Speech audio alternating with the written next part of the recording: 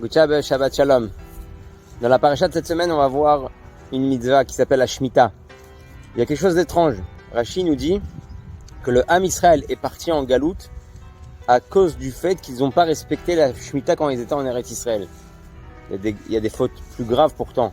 On a toujours entendu à cause de la Sinat Rinam, on a toujours entendu à cause de Gilui Arayot, Avodah Zara, toutes sortes d'avérotes qui sont graves qui nous ont emmenés en galoute. Alors pourquoi Rashi là nous explique qu'à cause de la Shemitah, on est sorti d'Eretz Israël?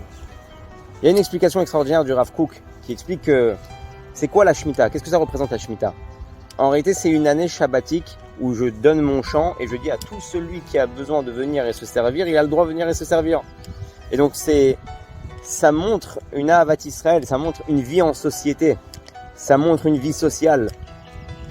Et quand quelqu'un ne respecte pas la Shemitah, ça montre qu'en fait il vit que pour lui-même et que ça ne l'intéresse pas de vivre avec d'autres personnes. Et donc là, le Rav Kook explique comme ça. À partir du moment où le Ham Israël ont arrêté de respecter la Shemitah, ils ont montré à Dieu, en fait, on s'en fiche de vivre en société. On s'en fiche de vivre un à l'autre. Chacun pour sa poire, chacun pour sa tronche. Alors, Chas v'Shalom, ça emmène au fait que si tu vis en Israël et t'es pas prêt à supporter l'autre, t'es pas prêt à donner à l'autre, t'es pas prêt à vivre en société avec l'autre malgré qu'il est différent que toi, alors Chas v'Shalom, il n'y a plus de raison que tu sois ici.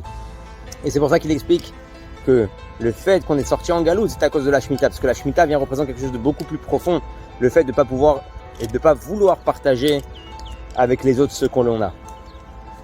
Il y a une histoire à l'époque du Tzemar Tzedek. Le Tzemar Tzedek, il est rentré dans son Beth Midrash, il a dit aux Chassidim, je peux vous raconter une histoire ou je peux vous dire un Mahamar, qu'est-ce que vous préférez? Et là, les Chassidim, ils ont dit, on veut une histoire. Et le Tzemar Tzedek, il raconte une histoire d'un juif qui était propriétaire. Ce juif-là, il avait un locataire qui ne le payait pas. Il est parti le voir une fois, deux fois, trois fois, rien à faire. Le locataire, il dit, il n'y a pas d'argent. Il n'y a pas d'argent, je peux rien faire. Bon, au bout d'un an, il lui dit, je te renouvelle pas le contrat, tu sors. Ce locataire va voir le rave du propriétaire et il dit, regardez ce qui m'arrive, ce qui se passe en ce moment dans ma vie, c'est très compliqué.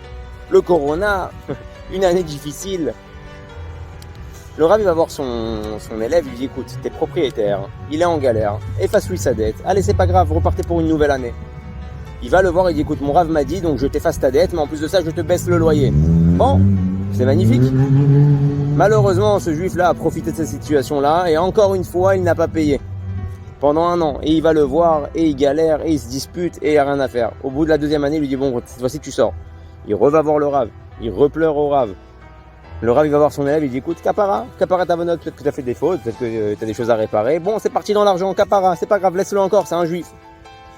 Et c'est rebelote, troisième année, et encore une fois, c'est reparti, et il paye pas son loyer. Là, à la fin de l'année, il lui dit, Rav, je veux rien entendre, je veux pas savoir, c'est pas mon problème, c'est ma parnassa, je le dégage. Ce juif-là, il sort de la maison avec sa femme et ses enfants.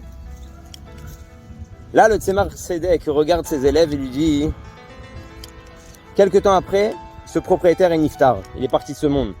Il arrive au Beidin Shalma, là, dans le jugement dernier en haut, et il lui dit, bravo, tu es un tzaddik, tu vas aller au Gan Eden, tu as la porte ouverte, et d'un coup, il y a des anges accusateurs qui débarquent et qui disent, non, c'est quoi, c'est un tzaddik?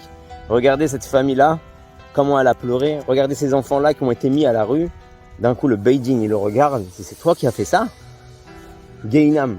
Attendez, il faut que je vous explique l'histoire. Et il explique, et la première année, il est venu, il n'a pas payé, la deuxième année, il n'est pas venu, la troisième année, il m'a refait le même coup. Je peux pas, je peux pas. Et les anges, ils comprennent pas. Ils le regardent, ils disent, ok, et alors? T'as fait pleurer un juif? T'as fait pleurer une famille?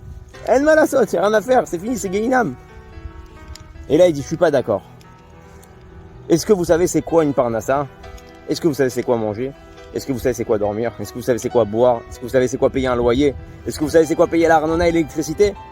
Vous ne pouvez pas me juger parce que vous n'êtes pas à ma place. Là, le Beidin, ils ont regardé les anges, ils ont dit, Nachon, on ne peut pas juger à partir du moment où on ne vit pas dans les mêmes conditions.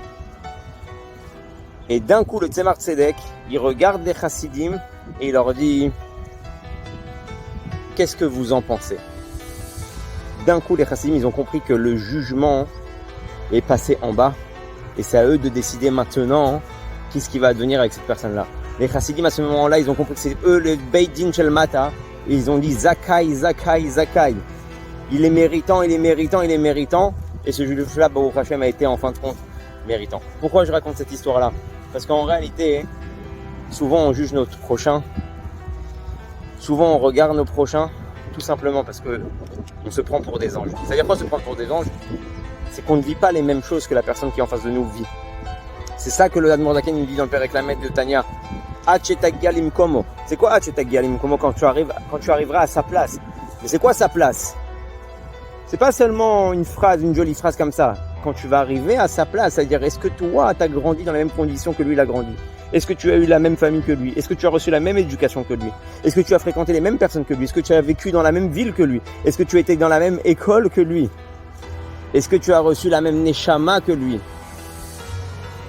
Et effectivement, quand tu vas faire le calcul de tout ça, tu vas te rendre compte que, en fait, je suis pas comme lui.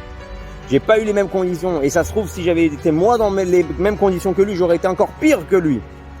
Et c'est pour ça que tu ne peux pas juger quelqu'un à Chitagalim Komo tant que tu n'as pas vécu tout ce que lui a vécu. Et donc ça arrivera quasiment jamais de vivre exactement la même chose que une personne a vécu.